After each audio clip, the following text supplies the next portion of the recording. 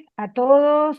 Bienvenidos a este conversatorio del Instituto de Investigaciones de Historia del Derecho sobre la historia del derecho, diálogos sobre la historia del derecho.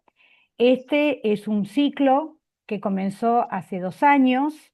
Hemos tenido conversatorios con profesores de distintas universidades del mundo y el producto de estas exposiciones en este momento está siendo objeto de una publicación.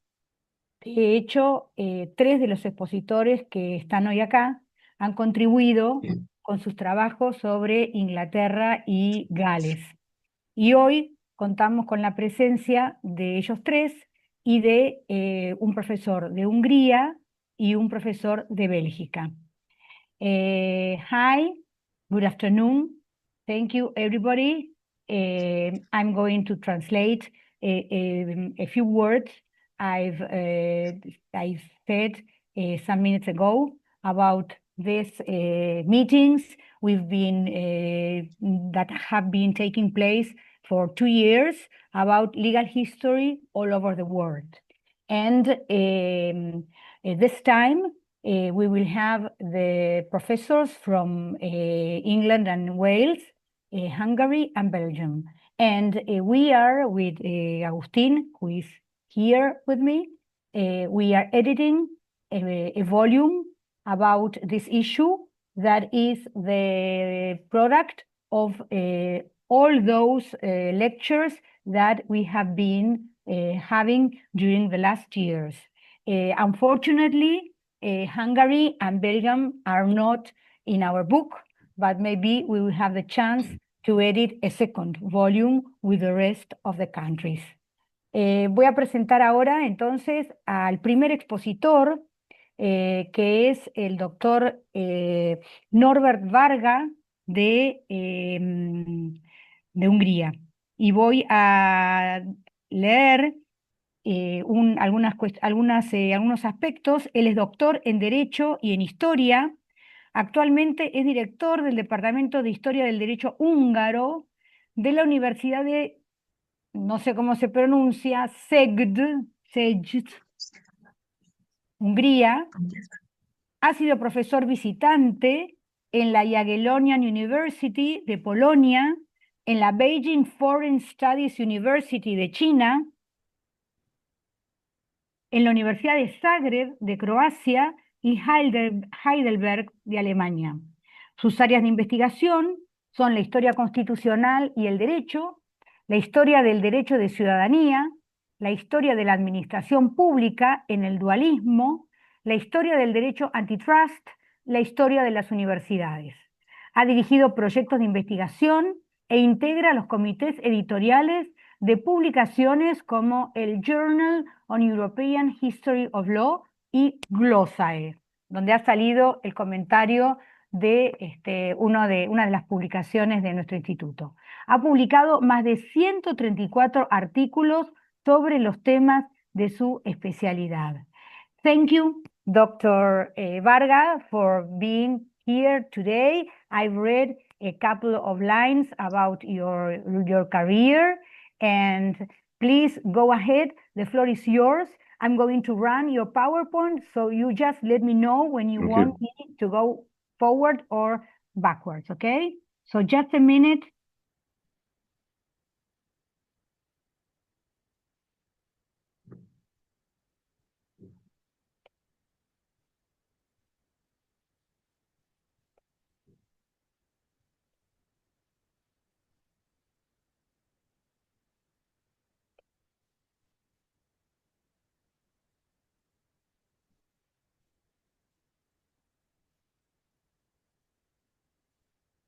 Okay, can you see the slides? Yes. Okay. Yes. Okay, so go ahead. Okay. Thank you for this kind invitation. First of all, of course, I would like to welcome the colleagues and thank you for this invitation to give a lecture related to the status of Hungarian legal history in the company Distinguished Foreign Colleagues. In this lecture, I would like to give a comprehensive overview of the development and the difficulties of the Hungarian legal history in the last decades. It is not possible, of course, to provide a systematic treatment of the complete Hungarian legal history, but I would like to give a sense of the changes that legal history education and, of course, the research in Hungary has undergone by highlighting certain problems in the last few years. Next, please. Hungarian legal history. Just a second, Okay. please.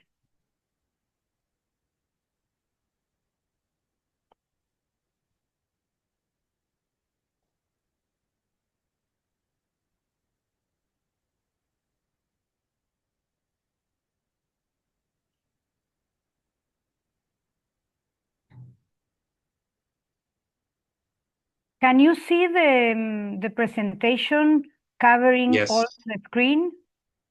Yes. Okay. Yes, please, the next slide. Sure.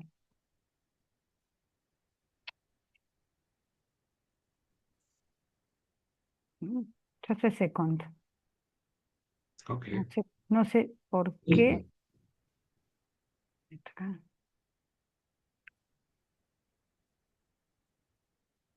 Leandro, no sé por qué no puedo pasar la diapositiva. Acá. Ahí está. Okay, go ahead. Okay. Okay, I will continue. The Hungarian legal history basically divided into two major eras. In the broader sense, legal history refers to the history of public law and, of course, the private law. In a narrower sense, however, it should be divided into two major eras: constitutional history, of course, the constitutional law and administrative law, and legal history, this including a history of criminal law, private law, and of course the procedural law. This division can be observed in the Hungarian university legal education, where students spend one semester of the first year of law studies on constitutional history, and the one semester, the spring semester, on Hungarian legal history, civil law, for example, criminal law or procedural law. Students study Hungarian legal history for 2 hours per week and with 1 hour of seminar per week. In addition, they study 2 hours of European legal history per week and 2 hours of Roman law per week. These are compulsory subjects. The students may also choose, of course, take optional courses in legal history. The teaching of constitutional history in Hungary is somewhat hampered by the trend that the quality of the history education in the secondary school has declined significantly in recent years in Hungary. Teachers at the University of the Constitutional History have provided basic historical knowledge and explain the historical context. The importance of teaching constitutional history and, of course, the history of law is, in my opinion, unquestionable in a legal system that is still based on the tradition of the European legal development. The aim of the subject is to introduce the development of the law and, beside this, to provide an introduction to legal concepts. The organization of the education of Hungary has developed as follows. It can be stated that the legal history research was and still conducted with the framework of the departments of the Hungarian universities. The traditional departmental structure was one professor and his assistant, which changed in the last few years because of the increase the number of the students. Today, a larger teaching staff is responsible for the teaching and the research at the universities. In Hungary today, legal history research workshops are essentially linked to the universities. There are currently 9 universities with departments of legal history. The next slide, please. These can be seen on the slide, and the next one. At present, all law faculties have a history of law departments. Some have more than one. You can see it on the slide. The next, please. However, I think the number of the teachers of the Roman law has fallen in recent years. Only the University of Miskolc and Faculty of Law of the University of Szeged has a separate Roman law department. The Szeged Law School, Legal History Law School, was founded in 1872 when the faculty was established. You can see on this slide the founders, professors in legal history. Among the Hungarian law faculties, the University of Szeged is the only one with 3 legal history departments. The 3 legal history departments here in Szeged have a total of 12 staff members, of which 5 are currently professors. This makes it the strongest school of legal history in Hungary today. Next, please. And right now, I would like to speak about the talent management. I think it is a very unique Hungarian form of the talent management, perhaps unique in Europe. The students' scientific movement is remain of the socialism that still works effectively today. The Scientific Students Association operate alongside the individual departments where the students interested in the legal history conducted research and give some lectures. The history of Scientific Students Association dates back to the 1950s when the first conference were organized in Hungary. The students are organized around the tutor professors and carry out the scientific research. Higher education institutions regularly organize conferences to showcase the results of their scientific work. The most successful papers, studies, can be submitted to biennial National Scientific Student Conference. The professor here criticized the written essays and besides the oral presentation. The national competition has a separate legal history sections, of course. The most outstanding students are awarded to Pro Scientia Gold Medal for their academic achievements over several years, while outstanding consultants are awarded to the Master Teacher Gold Medal by the Hungarian Academy of Sciences for their decades of work as supervisors. The departments of the Hungarian legal history in Szeged has internationalized this form of talent management. For the past 10 years, we have continuously organized an English language student workshop with the Department of the Legal History at the Jagiellonian University, where the undergraduate students give a presentation with the support and, of course, the participation of their supervisors.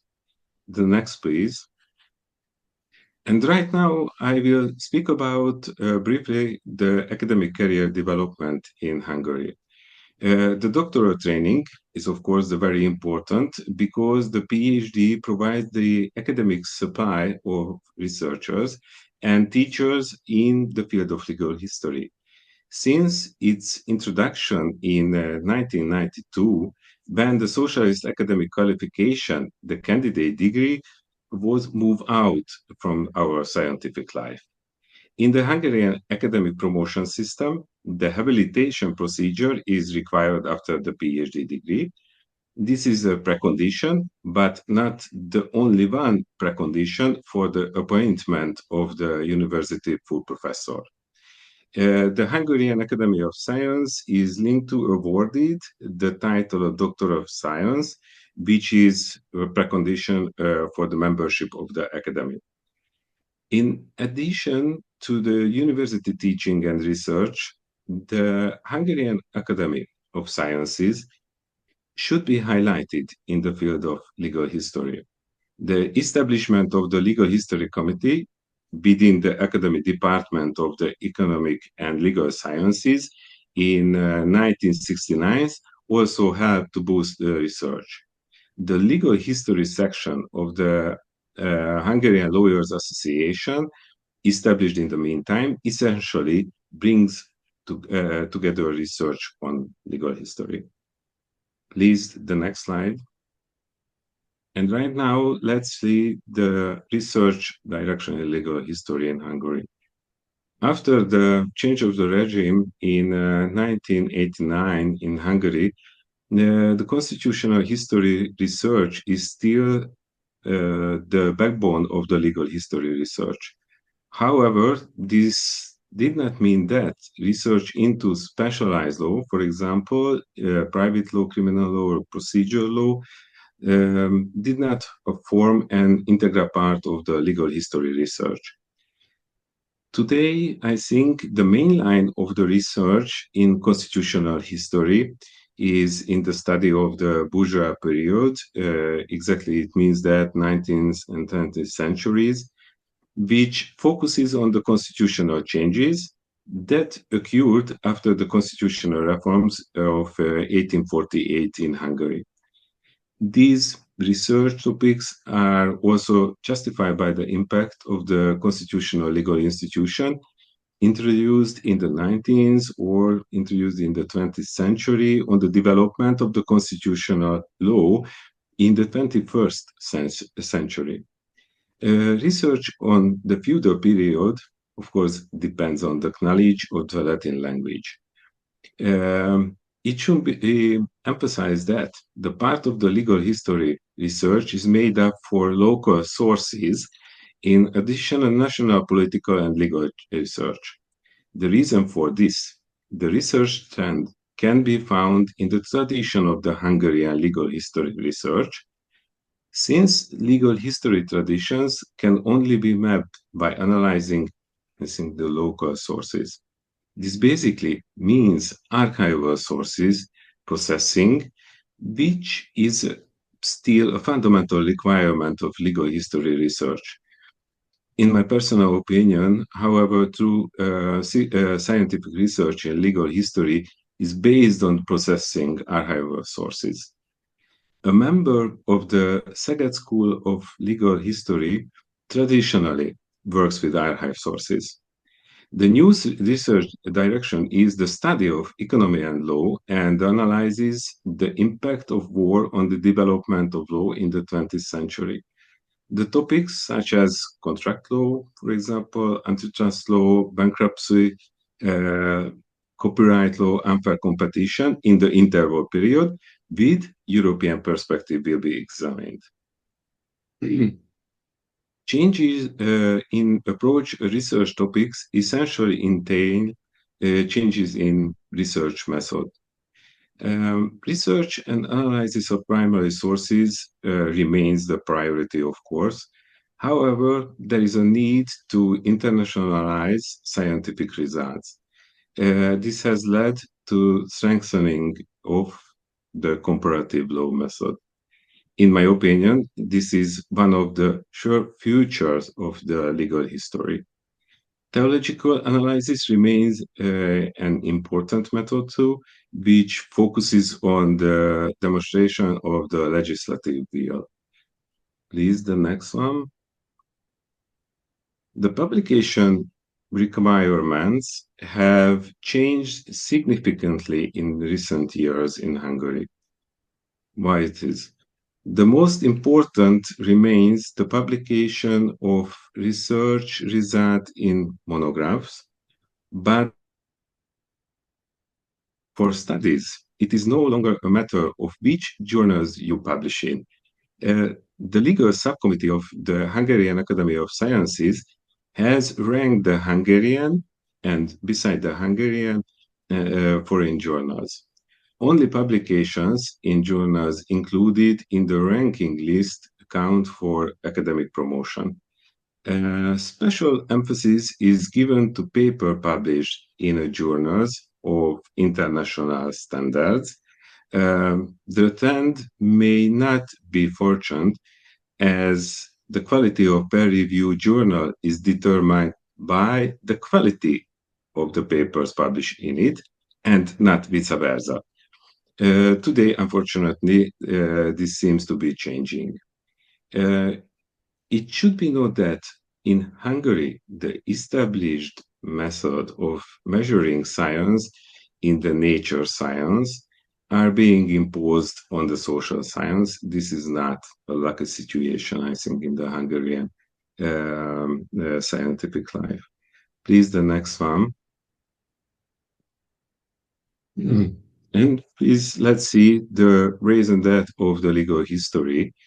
As a result of the international influences, which are again and again emerge in Hungary as well, and which attack the current strong university education system of legal history. The discipline of legal history has to fight for its right to exist in the Hungarian higher education in law. At present, however, it can be stated that the subject of legal history has been able to maintain its former importance in Hungarian university education system. The discipline of legal history has had to fight for its right to exist within the legal science too. This is not only the case within the legal science, but also in relation to the history science. This is necessary to find the links, I think, between the two disciplines, since one cannot exist without the other. In Hungary, representatives of the two disciplines have worked side by side. I try to work together, helping to each other work. Of course, my opinion is the legal historians and historians are not enemies, they are friends, of course. This issue needs to be addressed on an ongoing basis.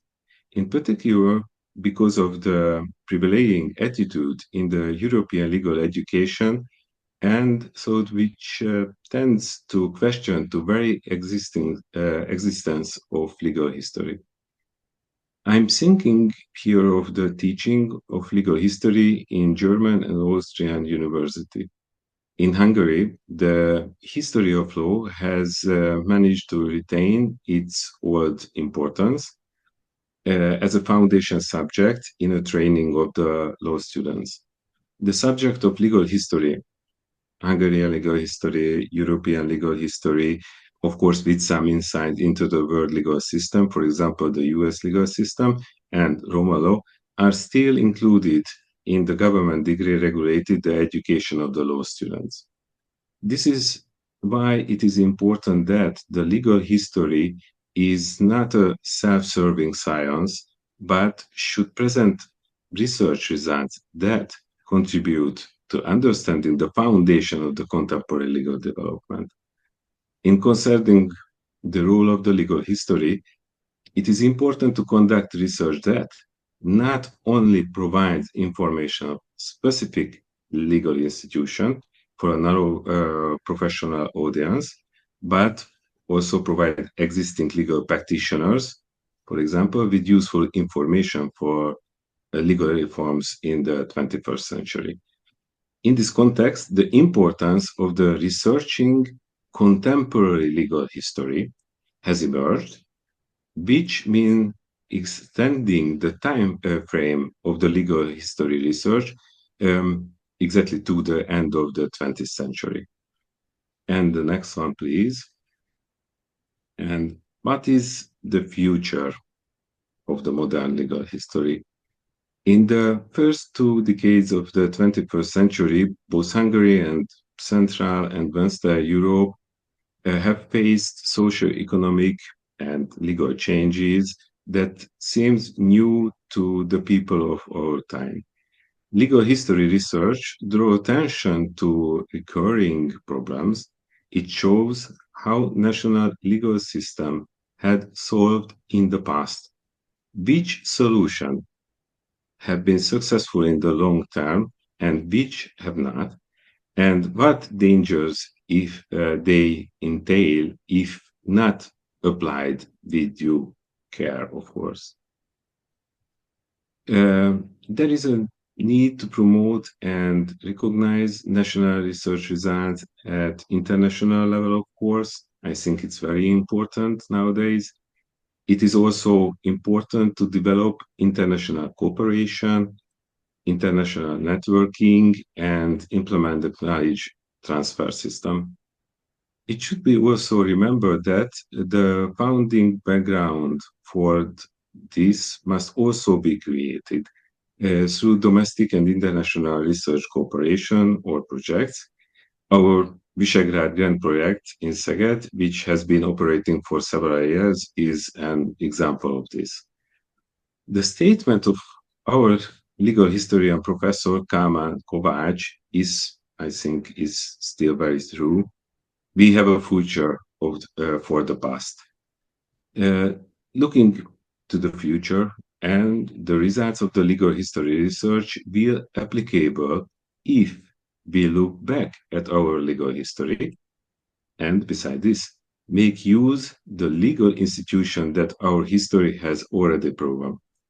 We put this in, of course, a wider European and international context.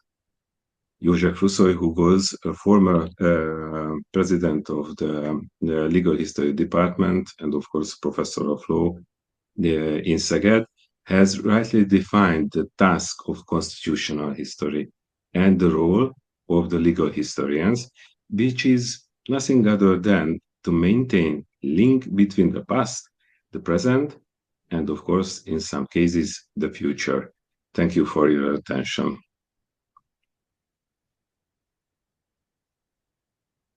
Thank you very much, Dr. Norbert. Excuse me if there was a delay or something didn't work properly with the slides. It's no problem. I think we could understand what you meant through the slides in Spanish. Le pido disculpas que tal vez en algunos momentos las diapositivas no fueron muy acompasadas, pero creo que quienes no son muy fluentes en inglés pudieron seguir la presentación a través de los slides en español.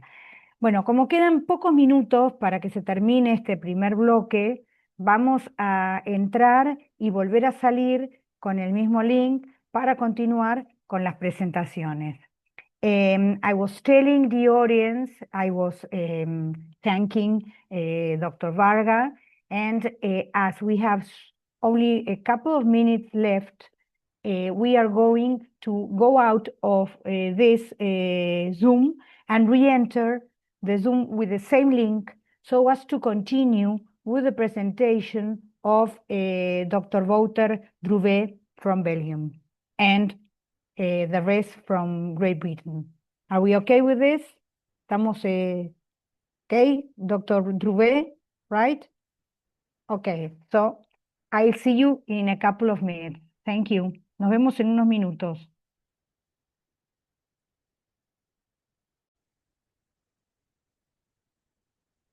Bueno, continuamos entonces con la segunda parte de este conversatorio. Ya expuso el profesor Norbert Varga de Hungría y ahora va a exponer el profesor Wouter Druwé de Bélgica. Voy a presentarlo. Acá está el doctor Druwé, no sé si se pronuncia así, es profesor asociado de Derecho Romano e Historia del Derecho en la Facultad de Derecho y Criminología de la Universidad Católica de Lovaina, Bélgica.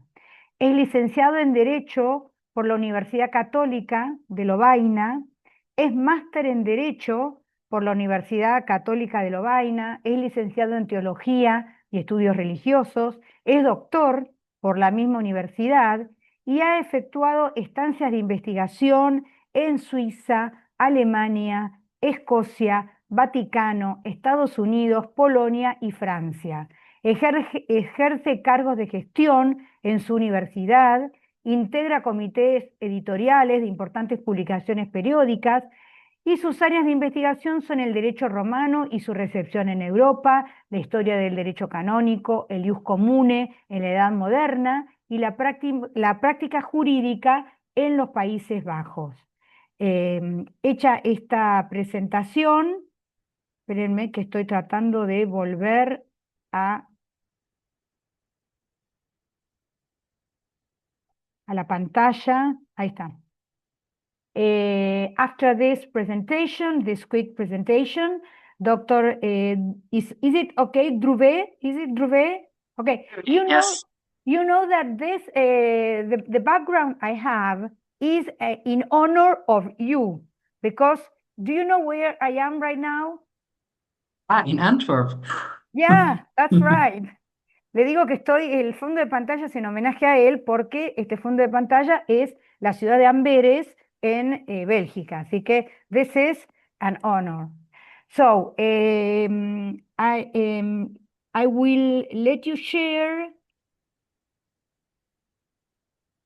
¿Cómo era, Leandro, que yo le tenía que permitir presentar?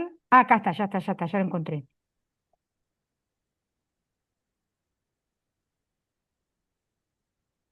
So you are going to be the guest right now, okay? So I just want to ask you, if you see someone that wants to enter, please admit him. But anyway, I have enabled the waiting room, so that won't happen.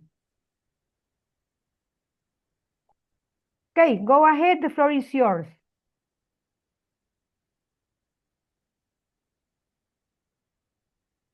So I think you can now see my screen. That's clear? Not yet? Not so far. Okay. Yeah. Okay, so go ahead.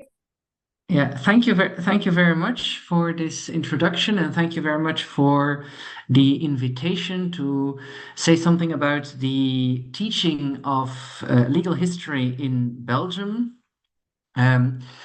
And I think there are a few things you need to know about the Belgian legal system in order to understand the way teaching legal history in Belgium takes place. Belgium is a federal state, and as a federal state, it has 3 regions, but also 3 communities. And the communities are competent for everything that has to do with education and teaching. That means that we have 3 different systems in Belgium. We have the system of the German-speaking community, but there are no universities in that community. And then you have the 2 major communities of our country, which is the Flemish community, which I am a part of, and on the other hand, also the French-speaking community of Belgium. And the regulations on our universities, regulations on education are different in both systems. And we are currently trying to set up a trilingual bachelor's degree between, for instance, KU Leuven and our French-speaking counterpart, UC Louvain. And we have to deal with all kinds of differences between the different systems. They are really different. And something that we share, however, is our constitution, which is the constitution of Belgium itself. And one of the main points in that constitution is the freedom of education. So that's very important. Also at the institutional level, we have a tradition of the free establishment of institutions of educational institutions, and both the official ones, so those organized by the state, but also the free ones, like for instance the Catholic University, are subsidized by government. So even though we are a Catholic university, we are subsidized by government. The same is true for the Free University of Brussels, for instance. The situation in Belgium is that if you want to become a jurist, you first study 3 years of bachelor's degree, and then you have a 2 years master's degree, as it is the case in many European countries. As a faculty of law and criminology, we are, of course, free to decide what type of courses we plan into that program, but there are a few rules that we need to observe if we want to make sure that our alumni can go into the bar or can become magistrates afterwards. And so we have to take into account those rules as well. Unfortunately, in those rules, there is no requirement of legal history. So legal history is not a requirement set by the bars or by the courts. Nevertheless, Belgium has a long tradition of legal historical education. Education in legal history has been important in the Belgian legal system. If we go back to the 19th century, actually, at that time, the examination in law was organized by the state. It was the state who organized the law examinations, even though the preparations were going on in the different universities. And that meant that also the law, well, required certain subjects, and several of those subjects had to do with legal history. If you wanted to become a candidat en droit, which is approximately a bachelor of law, then you needed to have examinations, to take examinations on those 5 courses of legal history. History of Roman law, institutes of Roman law. So history of Roman law, that's more the external legal history, whereas institutes is more the internal part of Roman law. Also, a historical introduction to civil law, history of, well, modern political history, and then also natural law, legal philosophy. And there was only one additional course, which was civil law. But all the other courses were legal history. So it started as a discipline that was very historically oriented. Also, in the second part of the law program of the 19th century, as docteur en droit, you still needed to study Roman law, and there was a course on pandects, which is the digest of Justinian, that was studied in that part. But by the end of the 19th century, early 20th century, a few new courses were introduced into the curriculum, like agricultural law, colonial law, because Belgian Congo existed from 1908 onwards. There was labor law, there was international law, courses on economics were introduced. And as there was more emphasis on new courses, some of the existing courses had to be decreased in importance, and one of them was also Roman law. So Roman law continued to exist, but the importance of Roman law within the law program decreased from the early 20th century onwards. If we look at legal history today in the curricula in our universities, then we see some differences between the different universities. And I've tried to look it up for Flanders and for 2 of the major universities in the French community of Belgium. If you look to the Flemish community, maybe I can start with my own institution. There are 3 courses that are mandatory for all of our students. And that is a course on Roman law, 4 hours a week in the first semester. History of public law, also 4 hours a week in the first semester. And then in the second year, an obligatory course on history of private law. Previously, history of private law was seen as the history of customary law, whereas Roman law would then do the Roman private law. Now we have divided it differently. In Roman law, I deal with the period from antiquity until the 17th century, whereas my colleague of history of private law deals with the 18th, 19th, and 20th centuries. Apart from that, there are several optional courses in legal history, history of international law, and also a reflection course on legal history. And that's important because in that reflection course on legal history, we also introduce some of the new research trends within our institution, like the focus on jus commune, or like the focus on colonial legal history with my colleague Van Hulle, who is focusing on colonial legal history. These courses, Roman law, history of public law, history of private law, they have been there for many, many, many years. Also, the optional course on the digest or the pandex is still a reminiscence of that course that was created in the 19th century. And so that's also the reason why we do not easily change the name of that course, even though the course of Pandects is no longer a study merely of the Pandects. It's actually a course in which we read historical sources, historical legal sources, and in which we discuss them. But we choose to maintain the term Pandects because of its historical significance. KU Leuven is the only university in Flanders that still has and continues to have a course on Roman law, an obligatory course on Roman law. We recently recruited a new professor of Roman law for our Brussels campus, so we have really chosen to keep Roman law within the program, but we are the only university in Flanders who has made that choice.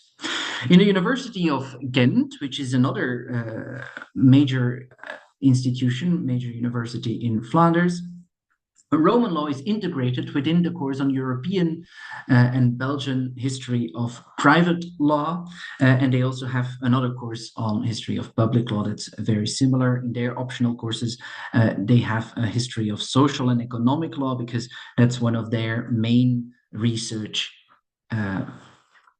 domains. At both universities, students also write bachelor or master theses in legal history. To give you an example, this year there are 60 students in Leuven who write a bachelor thesis and approximately 20 students who write a master thesis in legal history. So out of a total of 600 students that will finish their year with us in June. Then we have the Free University of Brussels, which is the third largest faculty of law in Flanders. There, they do not have Roman law, or well, it's integrated into the history of private law, but they have more emphasis on the political history of Belgium, also because they have some colleagues that are really focusing on that domain. So this research-oriented teaching is a very important part of all our universities' perspectives on the law curriculum. And then at the University of Antwerp, where you have the nice picture from at the University of Antwerp, they have recently diminished the importance of legal history in the sense that they have only kept 3 ECTS of history of private law and 3 ECTS of history of public law. So these are very, very small courses, 2 hours a week in one semester. At the University of Hasselt, it's even less. There they only have 1 small course on legal history. So, but the University of Hasselt is a somewhat smaller institution in Flanders. If we then go to the other side of the linguistic border, if you go to the French community of Belgium, there at our Catholic counterpart, the Université Catholique de Louvain, which is located in Louvain-la-Neuve, the new Louvain, there the situation is very similar to what we have at KU Leuven. So they also have a course on Roman law, they have a course on legal history, which is legal history of private law mainly, and then Historia de las Instituciones, history of institutions, so institutional history, political history, constitutional history, that's part of that course. At the Free University of Brussels, but then the French-speaking counterpart of the Dutch Free University of Brussels, there they have much more emphasis even on legal history than in many of the other universities. So we have the impression that in the French-speaking community of Belgium, Roman law, for instance, is present everywhere, whereas in Flanders, this is only still the case in KU Leuven. So we see distinctions in the way institutions make choices in the legal curricula. If we look at the main challenges, it's clear that if we look at what is offered in our different institutions, there are some important lacunas. For instance, history of penal law, of criminal law is absent in almost all of the universities. Also, there is no one currently working in Flanders, at least, on the law of antiquity. So there is not a single researcher, I think, at least at a law department, working on the Roman law of antiquity. It's different in the French-speaking part of the country. There are still some people working on that period, but in Flanders it's absent. And also medieval law is losing a lot of its importance. We see that often professors who had been focusing on medieval law in the past are more focusing now on recent legal history. So these are challenges, I think, in order to keep the diversity of the legal history curriculum. It's important to have sufficient students and sufficient professors also focusing on these areas. Of course, like in the 19th century, a lot of new themes have been introduced. That's also the case today. I think of the importance of technology, the importance of environmental law, of negotiation, and so on. And so if new courses are introduced, the question is always, which courses do we no longer need? I think until now, legal history at most institutions has been accepted as a very important meta-juridical course. I think most of our colleagues, also those specialized in contemporary law, are still convinced and remain convinced of the importance of legal history. But of course, this is a challenge which we definitely have to take into account. And then there is the more general financial context. It's a context of budgets, budgetary cuts for our institutions. We as a government, the government also needs to do cuts in the budget. And since we are subsidized by government, that has, of course, consequences for us. And that means, for the moment, we have always been able to substitute our professors of legal history, but you never know. So that remains a challenge. And I think that was briefly what I wanted to say from the Belgian side. Thank you. Thank you very much, Dr. Druwé, and thank you very much for sticking to the time. And now I'm going to let the floor to, I don't know if Matt could enter the Zoom. I see you. Hi, Matt. So we are going to let the floor to Matthew Dysson, Lorren Eldridge, and Ashley Hannay. I'm going to introduce them. Voy a presentarlos a los próximos expositores, que son Matthew Dysson, si lo pronuncio bien, que es catedrático de Derecho Civil y Penal, es director del Instituto de Derecho Europeo y Comparado de la Universidad de Derecho de la Universidad de Oxford, Reino Unido. Sus áreas de investigación son el derecho penal y de responsabilidad civil, recurriendo sobre todo a materiales históricos y comparativos de todo el mundo. Ha publicado numerosos trabajos sobre derecho penal, derecho de daños, derecho comparado e historia del derecho. Ha sido visitante en universidades de París, Dauphine, Cape Town, Iowa, Göttingen, Sydney, Harvard y en el Max Planck Institute for International and Comparative Private Law de Hamburgo. Es miembro asociado de 6KBW College Hill, un importante grupo de despacho de abogados especializados en derecho penal y áreas afines del derecho público y civil. Es investigador del Utrecht Center for Accountability and Liability Law y vicepresidente de la European Society for Comparative Legal History. Lorren Eldridge es profesora adjunta de Derecho Privado en la Universidad de Cambridge. Es decir, Matt es de la Universidad de Oxford, Lorren es de la Universidad de Cambridge. Sus áreas de investigación son el derecho penal y el derecho de la responsabilidad civil desde la perspectiva de la historia jurídica y de la historia comparada del derecho, sobre los que ha publicado numerosos trabajos. Ha trabajado cuestiones tales como el derecho inglés medieval, métodos en historia jurídica y teoría jurídica y derecho agrario inglés.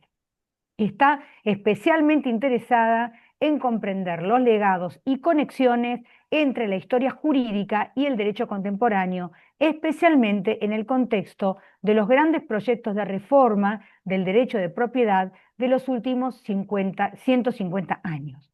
Y finalmente, Hannay es profesor en la Universidad de Manchester del Reino Unido. Tenemos Oxford, Cambridge y ahora Manchester.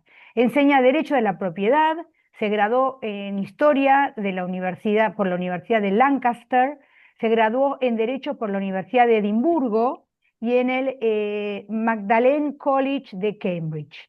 Se interesa especialmente en la historia del derecho, principalmente el derecho doctrinal e histórico del derecho de propiedad inglés, hasta mediados del siglo XVI, así como la historia jurídica del norte de Inglaterra.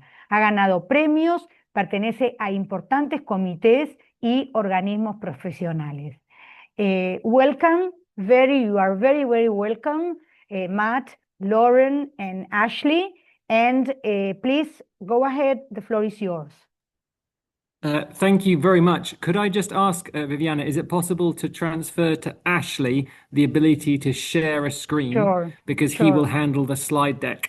He's the most slide capable of us.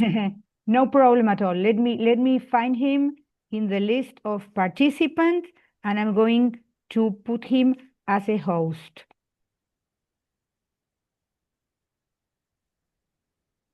Go ahead.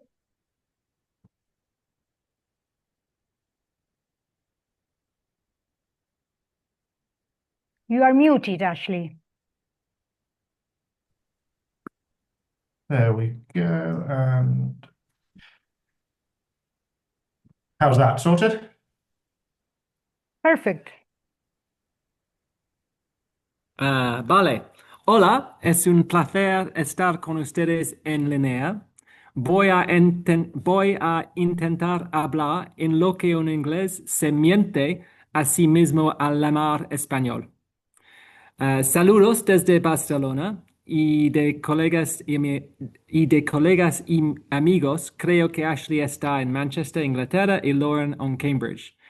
Escribimos este capítulo juntos, pero Ashley y yo queremos rendir un homenaje especial a la contribución de Lorren.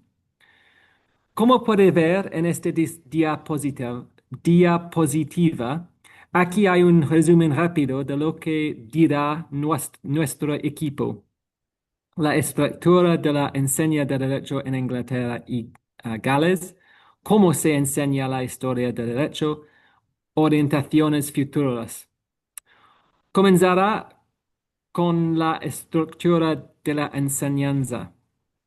La educación jurídica en el derecho inglés se ha centrado tradicionalmente en la formación jurídica, entendida como vocacional y práctica. Sin embargo, a un ritmo creciente durante el último siglo, las universidades se han convertido en actores clave de derecho, como disciplina académica y en apoyo al sistema jurídico en general. La guía más fiable sobre los contenidos obligatorios de la educación jurídica, una declaración conjunta de los colegios profesionales de solicitors y barristers, incluía derecho constitucional, derecho penal, derecho de responsabilidad civil, derecho de daños en español, derecho contractual, derecho patrimonial, equidad, pero es difícil, y derecho de la Unión Europea, junto con una gama variable de asignaturas optativas. Es poco probable que muchos estudiantes estudien historia de derecho como una asignatura independiente. Además de la formación universitaria, que implica obtener un título en derecho, un número significativo de abogados en el ejercicio completan un título diferente y luego realizan un curso de formación profesional de un año. Este último suele cursarse en instituciones con menos énfasis en investigación jurídica y más en la formación profesional. Por lo tanto, el enfoque de la educación en historia de derecho en Inglaterra, tal como es, reside en las universidades, que impartan un título en derecho. A pesar de ser un sistema de derecho consuetudinario que, en teoría, no rompe con su propia historia, un curso específico de historia de derecho no se considera un elemento fundamental en la formación jurídica en Inglaterra y Gales. En el derecho o la historia de derecho tampoco se consideran generalmente ciencias, ni el estudio ni la práctica de derecho se consideran neutrales ni objetivos, basados en un sistema históricamente determinado. En primer lugar, y quizá para sorpresa de quienes no residen en Inglaterra y Gales, hasta hace relativamente poco, los aspirantes a abogados podían ejercer la abogacía inmediatamente después de la educación secundaria, mediante un extenso proceso de formación en su puesto de trabajo. No fue 1962 que se exigió un título de derecho, ya fuera de 3 años de licenciatura o de conversión tras otro título, para ejercer como solicitor o barrister. Incluso entonces debía ir seguido de un periodo de formación profesional, normalmente de 1 año, antes de las prácticas como abogado. Desde 2021 he vuelto a ser posible de obtener la cualificación de solicitor sin ningún tipo de título en derecho.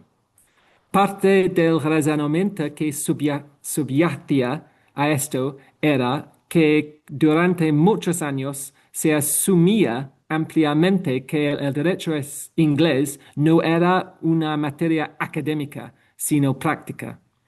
El derecho inglés, para su aplicación en los tribunales, se aprendía mejor en el trabajo y a través de una experiencia paciente y quizá doloroso. Un título previo era y sigue siendo muy común.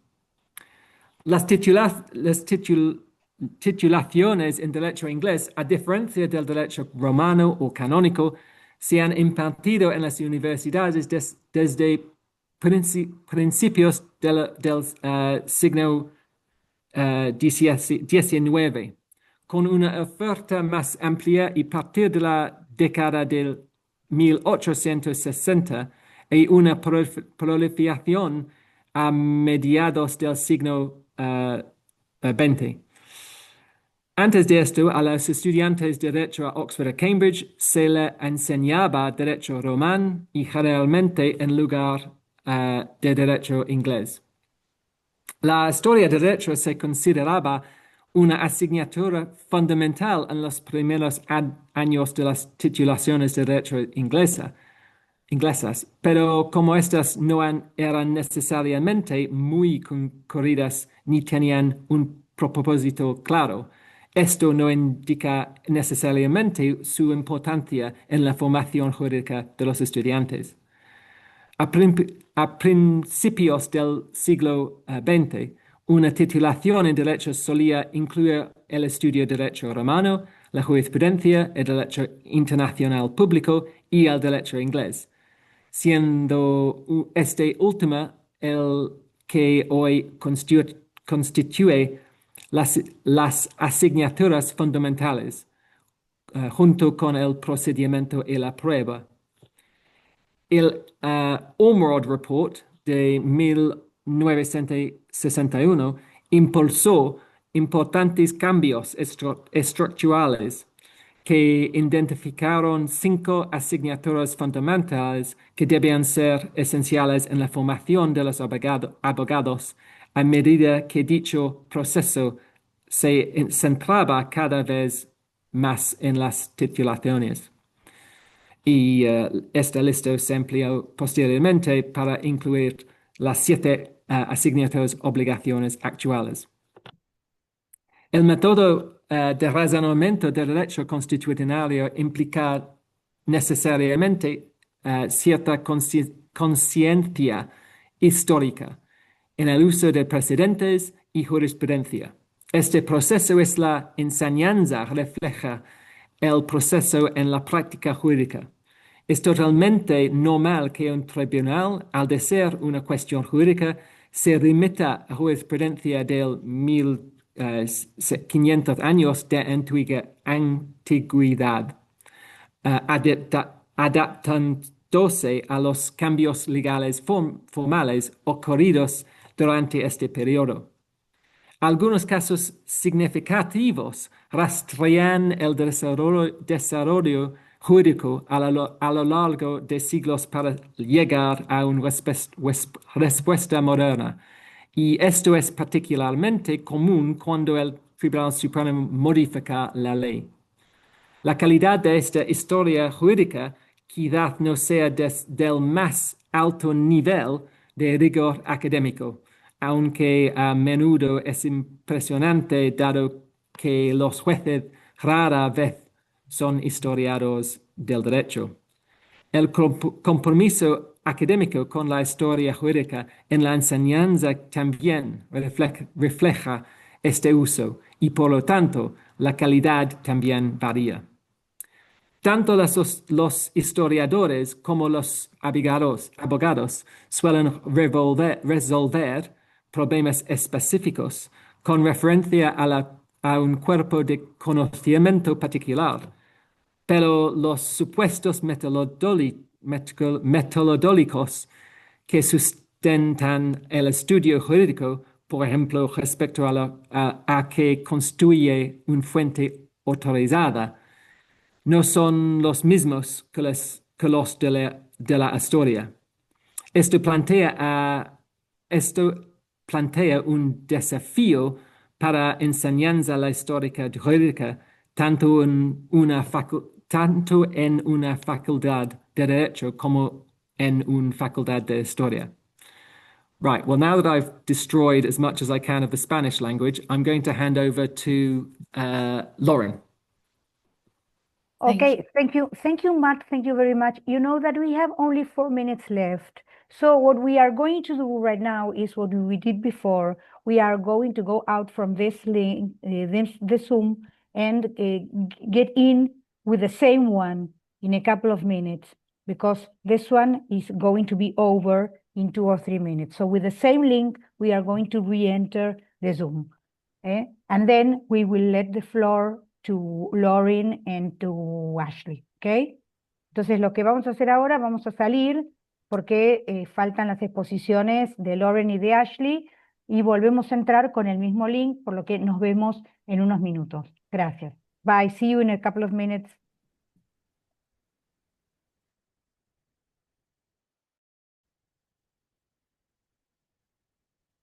Also re-enable so that Ashley can share.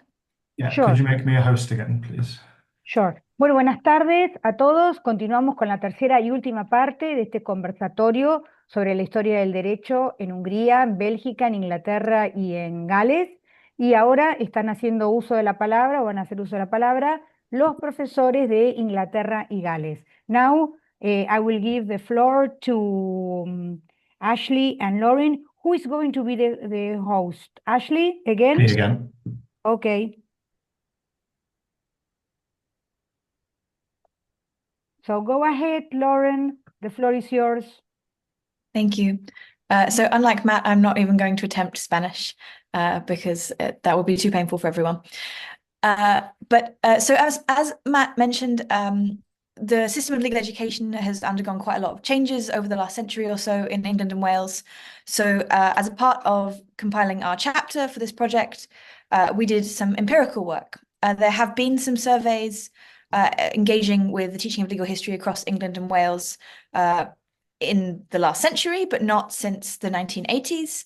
So we are doing comparative work as well, comparing against those older surveys and seeing what has changed. Obviously, I won't say everything that we found in that, but as a few sort of key points, we found that generally speaking, legal history is taught in a less diverse range of institutions than it was last century. That the people who specialize in legal history in both their teaching and their research tend to be more concentrated in particular institutions. And that notwithstanding the institutional shift there, the subjects that tend to be taught as legal history tend to be largely along traditional lines. So the focus tends to be on mainly private law subjects. The leading textbooks that are used in that study haven't really changed since the 1970s. They've been updated for new editions, but they tend to be the same textbook, which is preferred. You can see an image of the most popular private law textbook on the slide here by Professor Sir John Baker. It tends to be an optional subject as well, so that's some difference between the other systems we were hearing about earlier today. Very few institutions in England and Wales make any kind of legal historical study a compulsory subject. Cambridge and Oxford make Roman law a compulsory subject, but not English legal history. And those are really the only places where you are required to study legal history as a part of a standard course of undergraduate study. There have been also some big shifts in teaching and assessment in response to the government initiatives that Matt mentioned. So things like changing our modes of assessment, using a wider range of ways to assess student performance, not just the traditional written examination, but things that are perhaps oral examination or multiple choice exams. And there's been some widening and diversification in how that's thought about in terms of the educational process as well.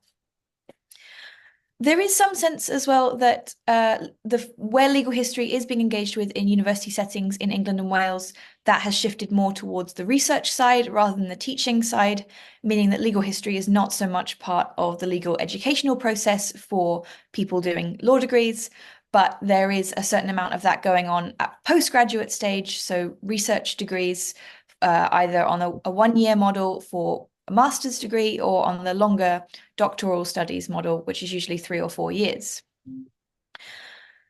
What we can sense as well is an increased interest in things such as comparative legal history, which has not traditionally been a particularly big area of study in English legal history, or it's not something that's been prioritized, and also a growing range of critical legal historical studies. So things like feminist legal studies, and other areas looking at things like race and decolonization. So I'm just going to say something very briefly about that, and then I'm going to hand over to Ashley to finish off talking about some of the things that we're thinking about in terms of the going forward into the future for legal history education in England and Wales. So myself, I've been involved in developing the teaching of global legal history, and particularly actually in Scotland, which has its own legal system, because I was previously at the University in Edinburgh. So global legal history is a growing area, and I think that's true across a range of jurisdictions, not just England and Wales. And what it's being used for in our jurisdiction is to really combine some of the traditional legal historical areas of study, so doctrinal work, Roman law, private law, with some of the critical perspectives that are really in focus in university settings at the moment, and also are topics that students tend to be quite interested in where they are given a choice of what they can study. So this is particularly one area where we as legal historians can really generate interest from undergraduate students, and also to prove to our university institutions that legal history is something valuable and worth having in the curriculum. So that includes things like looking at decolonization, the legacies of empire, things to do with comparative rights, and even very traditional topics such as the comparison of Roman law or civil law systems with common law systems, but doing that through a lens where you are thinking about empire and nation states and the different traditions that come with that. So I have a more extended discussion of that in another piece that I've published recently. It is a growing area. It's still an early stage, but that is one of the areas where it looks like legal history study in England and Wales is going to grow and develop over the coming years. So I'm going to hand over to Ashley now just to finish off with a different kind of legal historical study that we think is a growing area in our jurisdiction. Thank you very much, Lorren. So building on that very much, we've seen a trend, I think, in recent years of less of a national focus. This has gone very much in the global direction, as Lorren has highlighted, and this came out, I think, in our survey as well as through our own experiences. Another factor that came out through the same, so both in the survey and through my experience this time, is a shift towards more local legal history. And much like general English history, the grand narrative of English legal history has been very national, perhaps best represented by Sir John Baker's book that Lorren mentioned a moment ago, The Introduction to English Legal History. It tells the story of the historical development of English law through a doctrinal lens focused on the royal courts at Westminster. This is, I think, unsurprising, both in terms of the trends of legal and historical scholarship from the 19th century onwards, and also the overwhelming mass of records for the Westminster Court. Our focus has very much been national. But I think we are perhaps seeing a little shift and a little change there. Although many of the sources of local history are inherently legal, so court records, wills, deeds, etc., the teaching of local history has generally been undertaken outside of law faculties. The universities of Cambridge and Oxford both offer undergraduate certificates in local history as part of their continuing education programs. But most local history even, and research takes place within history faculties, such as those at Lancaster, Leicester, and Keele. One of our respondents, Northumbria University, revealed that they teach local legal history to provide depth within a wider national course, with the students being encouraged to examine the local history of the northeast of England, where Northumbria University is in Newcastle, particularly in the 19th and early 20th centuries. The role of local legal history in a course that I've proposed at Manchester is rather more pronounced. The city of Manchester sits within the historic County Palatine of Lancaster, and from the 14th century through until 1972, the County Palatine of Lancaster had a degree of independence from the national courts at Westminster. The proposed course at Manchester is thematic rather than purely doctrinal, and the course is taught within the context of broader English legal history, but with a conscious focus on local, geographical, and jurisdictional context of the north of England more broadly, and Lancaster itself. For example, the north of England's Danish legal heritage, so the Danelaw, things like that, as well as the structure of these Palatine courts. And when looking at legal education and other themes, this will be taught through very much a northern lens by considering the training of northern judges and northern lawyers and things like that, or famous northern figures within the history of English law. A notable challenge for the teaching of local legal history, particularly in the pre-modern period, is sources. Most English legal history courses rely heavily on the invaluable printed source books, edited firstly by Baker and Milsom, and now by Baker alone. The printed records of the local courts are much more limited, so the proposed course is quite heavily reliant on my own research and archival work that I've done. Another important source of local history is physical history, which I just want to very briefly touch on. As English legal historians, I've mentioned earlier, we're very blessed, or perhaps even cursed, with the sheer volume of surviving material. But we're also blessed in our surviving physical legal history. Westminster Hall, where the central court sat from the 13th century to the 19th century, still forms an important part of the Palace of Westminster, and the four Inns of Court are still involved in the training of barristers today. For those teaching in and around London, these physical monuments to our legal history are easily accessible as teaching tools. but our physical legal history can also be local. In the proposed Manchester course, I'm planning a trip to Lancaster Castle, which is about sort of 45 minutes on the train further north. And the castle has a long and storied history. The surviving buildings include medieval cells, an 18th century debtor's prison, male and female prisons, as well as 2 historic courts, one of which will be used on occasion today. So I think probably worth just wrapping up at this point. So university education in England and Wales is in quite a difficult period at the moment. And I think we face a number of important challenges, particularly a lack of funding, political pressure to favour some subjects at the expense of others, as well as wider economic and social constraints. The legal profession itself is a major draw for law students, but although it's evolving, it remains intensely competitive and somewhat exclusive. These constraints cascade down to the teaching of law, and in particular, the teaching of legal history. While intellectually its rigor and scholarship might be recognised, it's not as useful a subject for students with limited choices, and it's not enforced as a mandatory subject. Lighter forms of legal history do permeate in legal teaching, with cases that are hundreds of years old, statutes hundreds of years old, are still cited, but they're not for their legal historical value, but merely as a feature of the English legal system being precedent-based. It's not all negative, I don't think, though, particularly when we look to the future directions. Wider social and intellectual movement might offer some new avenues for legal history to thrive. In particular, changing social trends, including a turn away from national in favour of both global and local legal history.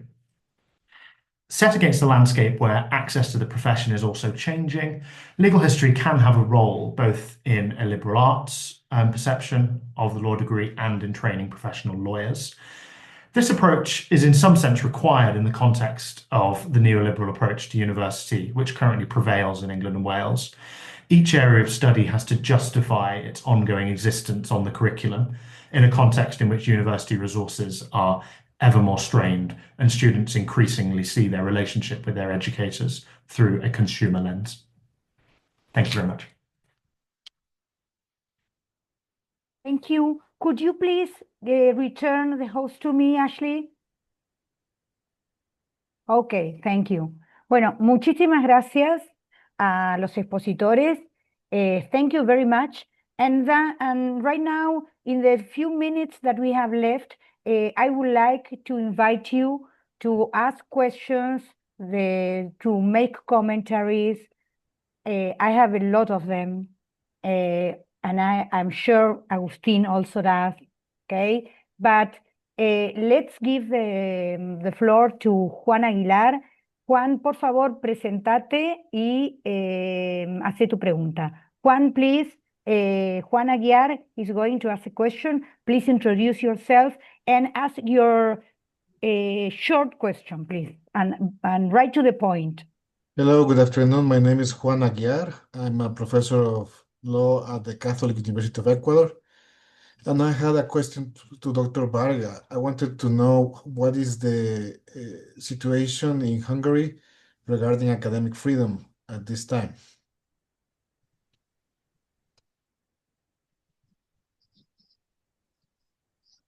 The question was directed to Dr. Norbert Varga, so please go ahead and answer it. No, we can't listen to you. Right now, yeah.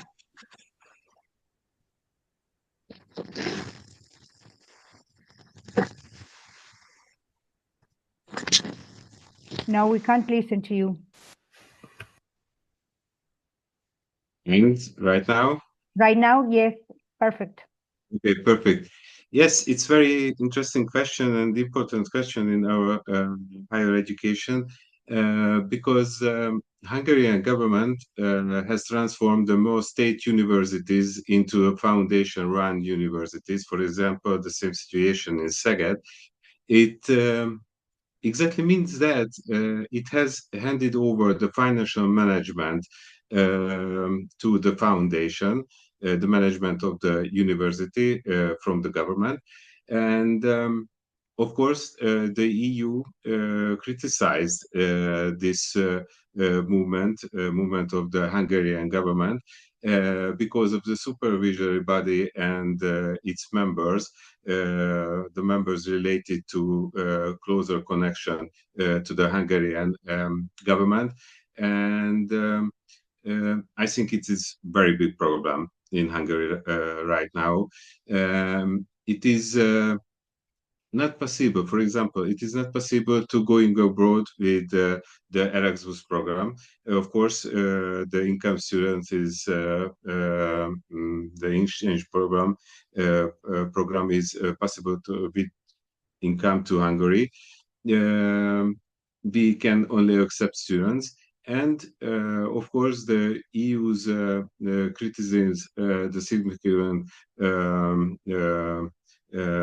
most important changes related to the Hungarian government. So it is very important problem nowadays in the Hungarian universities. So, for example, we cannot participate in the European projects, scientific projects. It is very problem. It is a financial problem.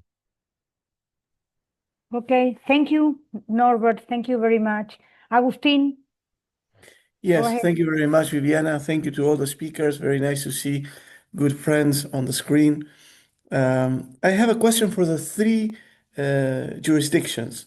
And it's an invitation for them to tell us how is the interaction of scholars within their jurisdiction. And I'm referring to annual meetings of legal historians. I can think of Argentina, where we already celebrated our 30th meeting of legal historians. It's every other year. So if the three jurisdictions could tell us a little bit about how do they meet, how legal historians from different faculties get together. Thank you very much. Go ahead. Maybe I'll start. Belgium is a small country, which means that we meet each other at many different meetings and doctoral events, doctoral defenses, and so on. But once every 2 years, there is a biannual forum of legal historians from the Netherlands and Belgium together. So once every 2 years we gather, but we usually meet each other at diverse occasions throughout the year. Great. Norbert? We, of course, organize a legal history conference, National Legal History Conference, in every 2 years in Szeged. This is the only one national conference in Hungary. And right now, of course, I will organize the next biennial conference of the Comparative Legal History Society, European Comparative Legal History Society in Szeged in July. So everybody come to Szeged if you want to participate in. But besides this, in the last 10 years, I organized a public lecture series for visiting professor. So in every years, we welcome foreign professors in Szeged. I think it's very important. And of course, we organize some international conferences. For example, in the framework of the Visegrad project, with the Polish, Slovakian, and Czech colleagues. Thank you. Lorren? I think we run on a similar 2-year model to as Wouter described. We have every 2 years we have the British Legal History Conference, which brings together the 4 jurisdictions that we have in Britain. So England and Wales, Scotland, Northern Ireland, and Ireland. And that has very good representation. We also have a learned society called the Selden Society for Legal History. That has an annual general meeting every year that always has a distinguished lecture. That has very, very good attendance. I would say that our ability to meet or our traditions of meeting tend to be centered on very particular institutions. They tend to be centered on Oxford and Cambridge and London. That is something that people like Ashley are actively trying to change by reorientating so that there are events happening in other parts of the jurisdiction. That's something that will hopefully be successful. And there has been a trend towards moving around a bit more and visiting more cities around the United Kingdom over the last couple of decades than there was before that. Okay, thank you. Thank you for the answer. Any more questions or commentaries? There's a question from Héctor José Míguez from Argentina. Adelante, Héctor. Thank you, Viviana. I would like to ask Professor Varga. He told us the relationship about the science of history and the history of law. But I would like to ask him, what is the relationship between the history of law and the law itself? Maybe it's a close connection, of course, in Szeged. So we are very lucky situation, I think. But sometimes, as I mentioned, emerge some another important issues related to the connection, law and legal history. It is necessary to teach legal history or the lawyers law professors, for example, the criminal law professor will teach legal history of criminal law. But right now, there are a lot of five exactly legal history professors in Szeged. So we are in safe, I think, in the near future, but not the same situation in other universities, because you can see in my slide, my presentation, there are only one or two departments in the other universities. So it's difficult to fight for your life in the scientific life, beside the law, the other legal science, and of course beside the legal history. Thank you very much. Alfredo Tapia, vos habías levantado la mano. Okay, Alfredo Tapia from Peru, he wants to ask a question or make a commentary. Yes, it's a pleasure to me to hear all the lectures. Actually, I am flying to Brussels and then to Edinburgh and then to Barcelona. So I have just a small question.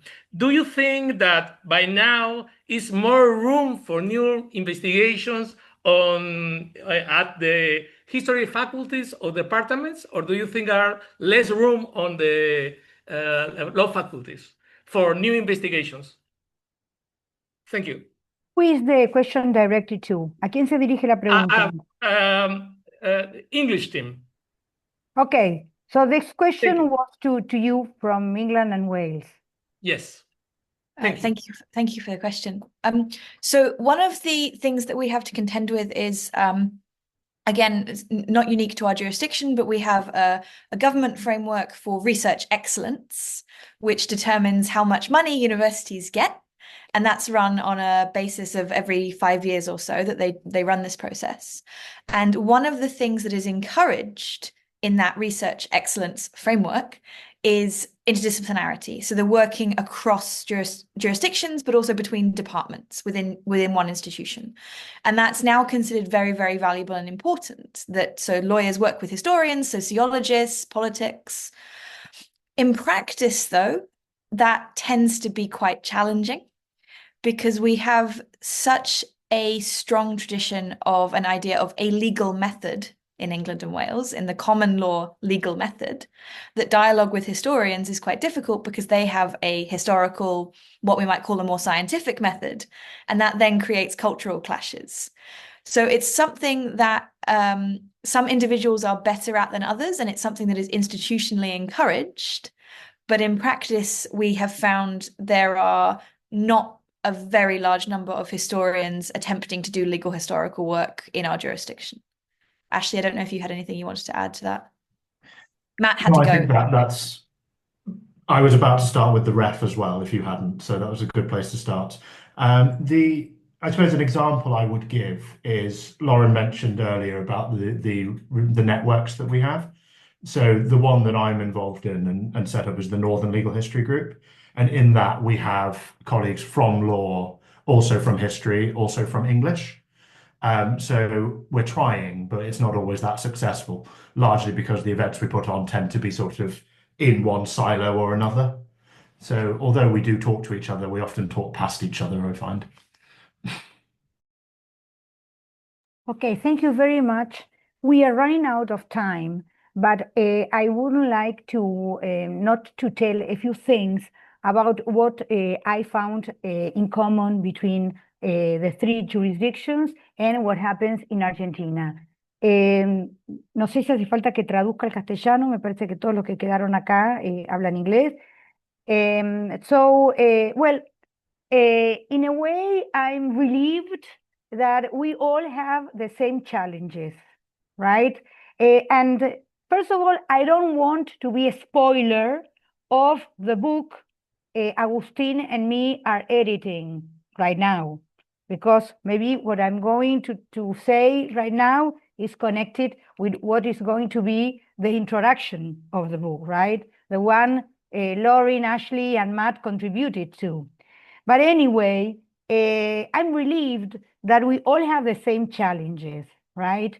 To not to let our discipline, our subject die. And to this point, we must make terrible efforts. And I see all of us are doing this. But I think that one of the ways to fight for our discipline is to let the students realize that legal history is not only about the past, but that it is for the future, basically. And something that you stressed, and I agree completely with you, is the fact that we can't do with the global perspective, and that we can't do with comparative legal history if we want to survive. No way, no way. And also, regarding teaching legal history, I see also that legal history is not compulsory in your countries like it is in Argentina. It also isn't compulsory. It is an optional subject in the study plans. So anyway, thank you very, very much for this conversatory. Thank you very much. It's been very interesting. It's very, very useful. We would have needed much more time to go on listening, to go on discussing this issue. And I thank you, all of you, Wouter, Norbert, Ashley, Lorren, Matt, and I also thank the participants of this event at the Instituto, and I hope we will be able to organize a second meeting about legal history in 3 other countries within this year. So thank you very, very much. I leave you these minutes to the speakers if you want to say goodbye. And for me, thank you, thank you, thank you again. Thank you. Bye. Thank you very much. Goodbye. Thank you. Thank you. Thank you, Bye-bye. Jueves. Bye-bye. Bye. Bye bye.